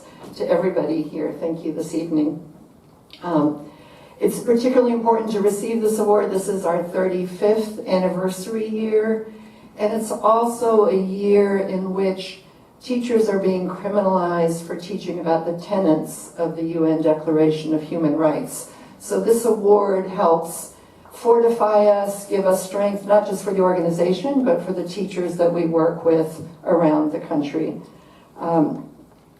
As Jill said, we provide educators with tools to teach students to read, write, and change the world that is very threatening for those who want to maintain or even roll back the status quo. And also, as Jill mentioned, in the 1980s, the organization started, as many groups do, as groups of teachers around the country who formed committees to address the needs of the students who were showing up in their classrooms, and also to understand what was the U.S. foreign policy and role in creating those conditions that were forcing people to make the excruciating, sort of the most difficult decision, and that is the decision to leave home. As you all know, there's often a myth that everybody's dream is to come to this country. Most people's dream is to stay home, to be with their grandparents, their family, their community, and the decision to come here is often at a last resort.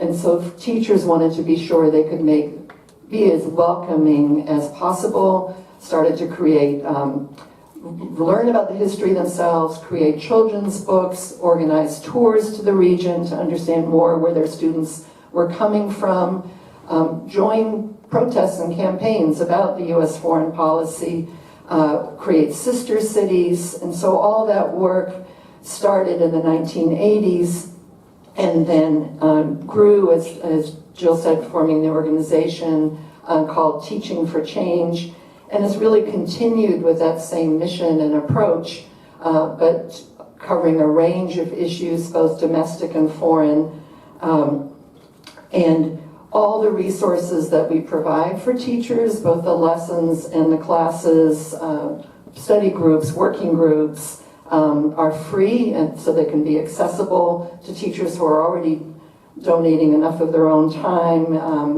and often money out of their own pocket. We focus on the pieces of history that people in power want to erase. And just briefly how we do that, we curate and promote multicultural and social justice recommended book lists for children and young adults. We encourage everyone here, visit Social Justice Books. We have, every book list is one, we read the books before we put them on the list. We have lists, you mentioned grandparents, we have lists of books about grandparents, neighborhoods, gentrification, Palestine, particular countries in Africa, to challenge the notion that Africa's not a country. We name the countries. diverse families. So go and visit and look at the lists. We also expand teaching about the civil rights movement beyond singular heroes and holidays. We have a book and companion website putting the movement back into civil rights teaching. And one of the lessons in here is actually ask the question, are they talking about civil rights or human rights? And I think we would know what the answer is to that question. And we support teaching people's history through our Zen Education project that we coordinate with Rethinking Schools. We also have monthly classes. Visit the site, sign up, join us. And that's just some of the work we do. Particularly, we have a focus in DC, which Keisha will share more about.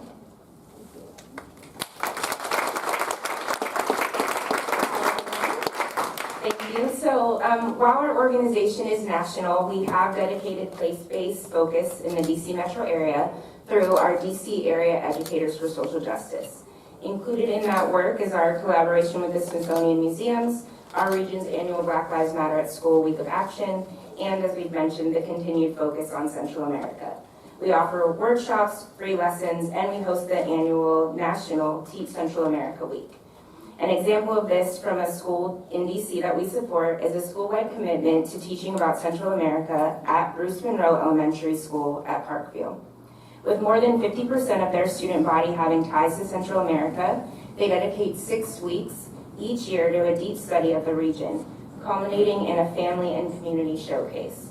Each grade level explores Central American culture and identity through environmental activism, music and dance, creation of art, weaving, family interviews, and more. Posters, artwork, digital storytelling, and music are displayed throughout school hallways, documenting what students have learned over their multi-week study. This year, third graders explored who deserves a monument. They traveled around DC to assess who our monuments represent. They shared their findings on a poster and graph. 42 monuments are of white men. 3 are of African Americans. 2 were indigenous. 5 monuments featured women. Next, they collected information about someone they thought should be recognized. They created artist tributes, a poster with a picture and a narrative, showcased during the school-wide exhibit. A school custodian was overwhelmed when he saw that one of the recommendations was for a woman who had been a fixture in his own life. She was one of the first community advocates he met when he arrived to DC from El Salvador. She was interviewed by her granddaughter's class.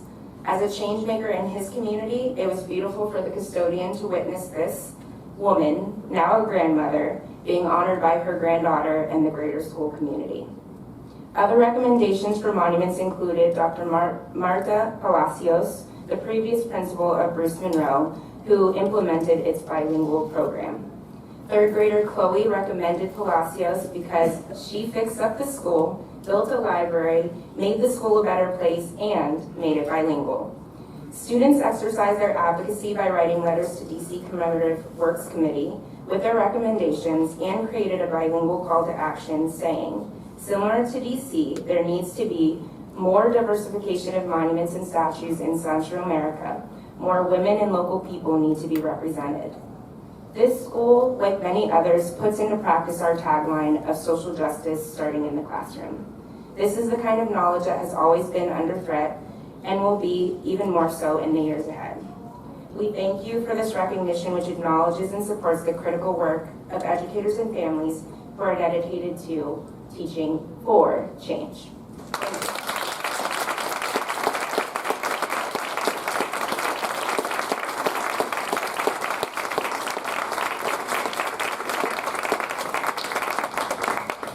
Thank you, Teaching for Change. Amazing work that you do at the local level and beyond, empowering students and teachers. And I can't wait for our organizations to start partnering and collaborating through a number of education programs we have. Thank you. Thank you for all you do. We have come to our last award, and this year's honoree is almost at the building. I just asked her to she had to be out of town on a business trip this morning, and then due to weather, her flight got delayed significantly. But she is arriving in the next few minutes. So I'm just going to take a few minutes to tell you a little bit about the Emerging Human Rights Leader Award. This is the latest award the UNA-NCA implemented, and that was back in 2021. Candidates that are considered for this award have to meet the following criteria: advocate respect for human rights and the SDGs or the local and global community, embodied a people-centered focus in their work, demonstrate commitment to innovation through leadership in human rights, and demonstrate commitment to lifelong education on human rights. The inaugural recipient of this award is someone that many of you here in the audience know. That was in 2021, Brian Kaminsky, who used to work here at the UN Foundation for UNA USA and is currently at USAID. In 2022, we presented the award to Kelly Sokpo from William and Mary's University. And last year, we gave it to Amanda Stroyer, and I'm sure from Human Rights Watch that many of you know. So this year, the award is going to Alexandria Maloney, and we'll have one of our mentees going to introduce her. And I'm just going to say that ever since I met Alexandria a few years ago, I was struck by her powerful personality and drive. She is truly a leader that wants to see change and wants to make room and space for the African American community in foreign affairs.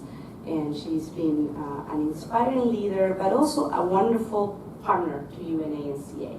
For the last couple of years, we have been partnered through BPIA's Madame Ambassadors program. This is a group of young ladies, and in fact, the lady who's going to present the award to Alexandria was an alumni of 2023, I believe.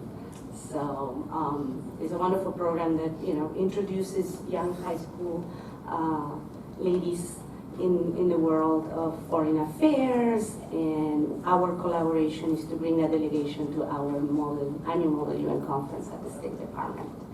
So let me now call, I think we're very close for Alexandria to be here. I'm going to call now on Kathy Grimes. As I said, she's an alumni of the Madame Ambassadors program. She's a recent graduate of the George Washington University, and I believe an intern for BPIA as well. So, Kathy, are you here? All right.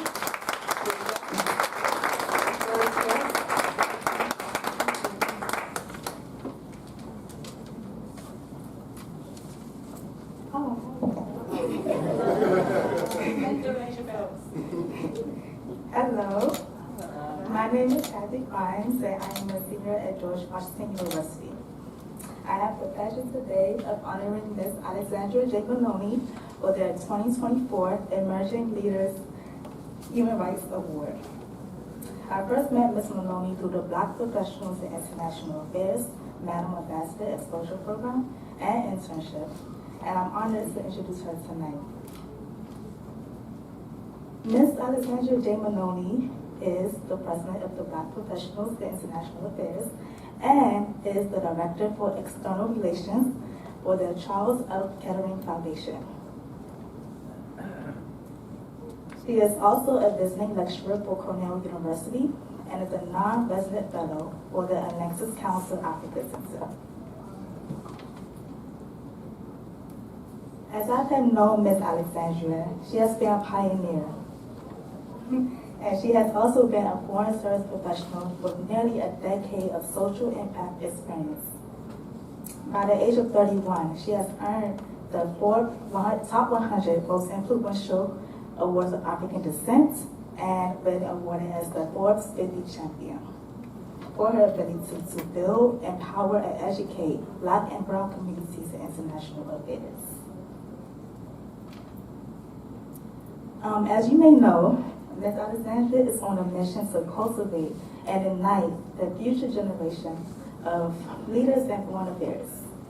In support of her mission, she founded the Madam Ambassador Program for young girls such as myself, as well as the BPIA Conan Powell Leadership Institute, as I was both part of both inaugural cohorts, which also furthered her career in support of her mission.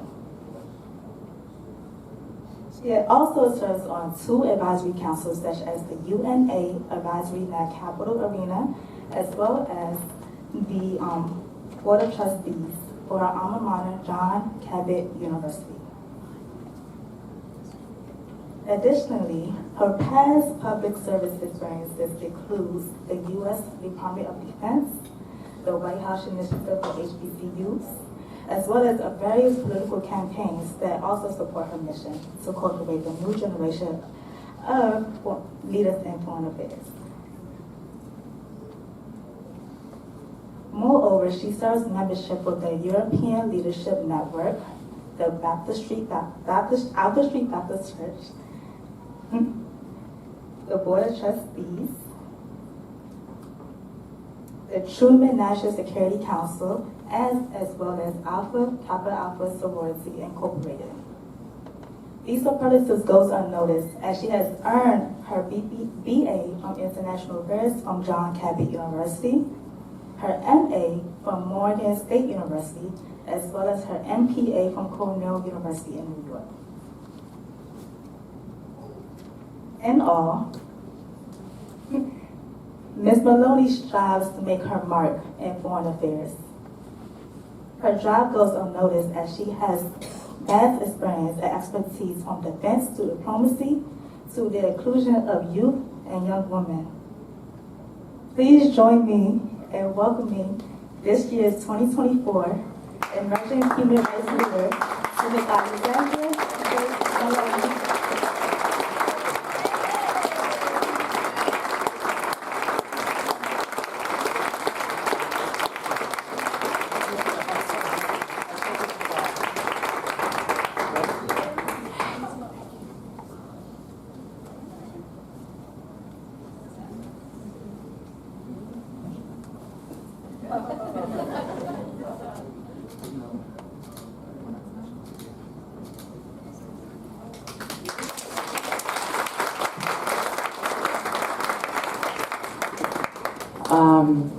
Well, I'm going to go ahead and take a deep breath. And I think we could all use a deep breath this year, right? Like, can we literally just take a collective deep breath and exhale? What a year, everyone. If you would just trust me for a moment, okay? I'm going to ask that you all close or lower your eyes for a moment. And I want you to think about the last time that you have felt the most joy in your life. Where were you? Who were you with? What did you hear? What did you smell? Was there food cooking in the kitchen? Are there children laughing? Are you laughing so heavily and so deeply that your belly hurts? I'd like for you to put your hand over your heart and please slowly open your eyes. No matter how hardened this world gets, or that the work gets, we cannot lose that place of joy. All humans, you can hold your hands, all humans deserve that joy and deserve that place of peace. We must hold that space sacred in ourselves in hard moments. This year, I felt a few hard moments, and in my journey of always trying to find the answer, trying to figure it out, I looked to a book called The Book of Joy. It was written by the Dalai Lama and Desmond Tutu. And this book explores how can we find joy in a world filled with suffering, with pain, with conflict, with violence. And I, at moments, felt guilty that I had joy when these things were going on. Whether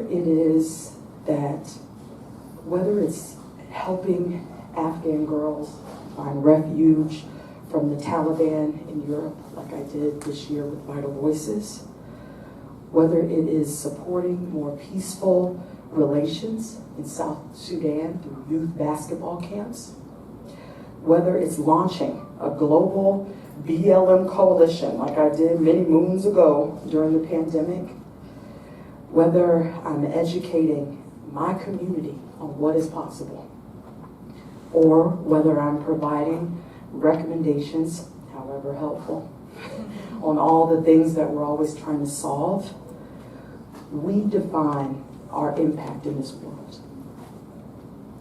And it is imperative that we work to make the world a more safe and prosperous place for all.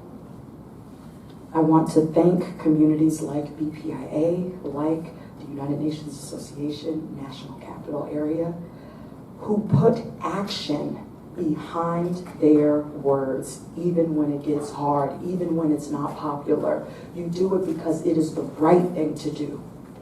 And I want to uplift us for that in you all's ability and our ability to bring together people to do the right thing. To my young people here today, we can define impact as emerging leaders, as leaders. I know it because I've seen it. I know it because I've witnessed it in members of my community, and I know it because I've done it. And if there's one thing that you remember here today, it's that we cannot lose our hope, our courage, and our joy. Because if the world takes those three things from us, we are left with nothing. Hope is the fabric that binds us. And as stated by the great Nelson Mandela, overcoming poverty is not a task of charity, it is an act of justice. Like slavery and apartheid, poverty is not natural. It is man-made and can be overcome and eradicated by the actions of human beings. Sometimes it falls on a generation to be great. We can be that generation. Thank you so much for this opportunity.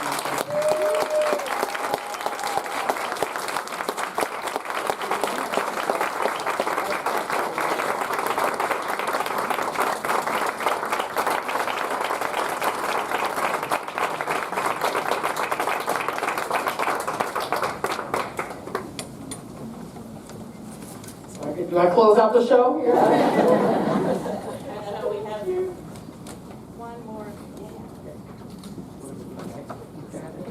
All right. So now, the program has come to an end, but we need two special individuals to come here and join me at the podium to do the official closing. So I'm calling on Luciana Bosniak and Alex Ramo. They are the chair and vice chair of our Human Rights Committee at UNA-NCA.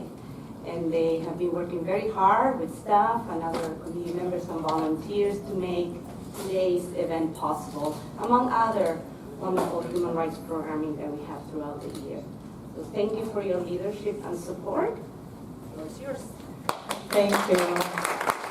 Alexandria, thank you so much for those remarks. I think that those remarks, I think that resonated deeply with me because working in this field can be very lonely sometimes. It can feel heavy, and being here with all of you and listening to these stories, it just really brings the joy out of doing this work. So thank you so much for sharing your stories.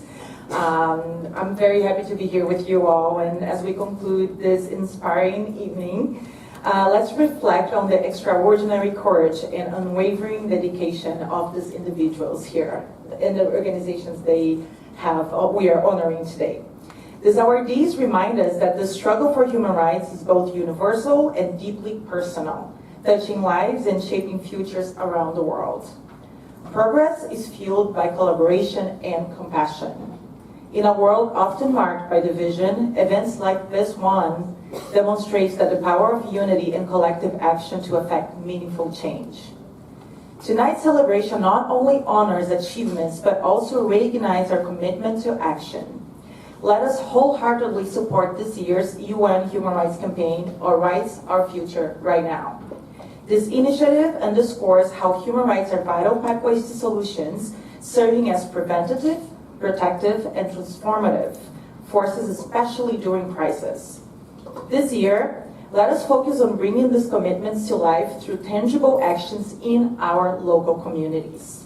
Local initiatives, those that support community grassroots movements, promote inclusive policies at the local level, and ensure that all voices at that level are heard, are the building blocks of a world where no one is left behind. It starts at the local level.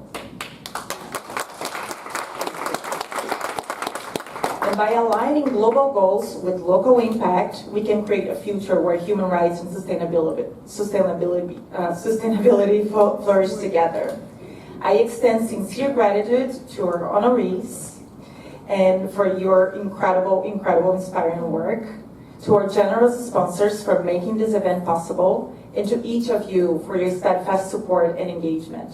Your presence here signifies that the quest for human rights unites us all. And now Alex will tell you a little bit more about the work of our committee and how you can get involved. Thank you, Luciana, first of all, for your important remarks, and to every single individual here that has contributed to such a successful and inspiring event. I also want to mention it was such a pleasure so far to, at least in person, see some of the people that I had a chance to interview for this amazing awards ceremony, including Deborah Mancart and her amazing organization. You got my speech now.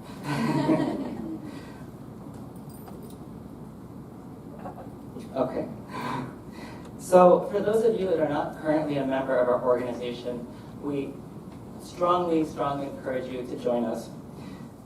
Through its advocacy, outreach, education, and networking, the United Nations Association of the National Capital Area connects passionate people just like you throughout the DC, Maryland, Virginia area with ways to be a part of the, sorry, I wrote too much. Okay. With ways to mobilize our community to create meaningful change.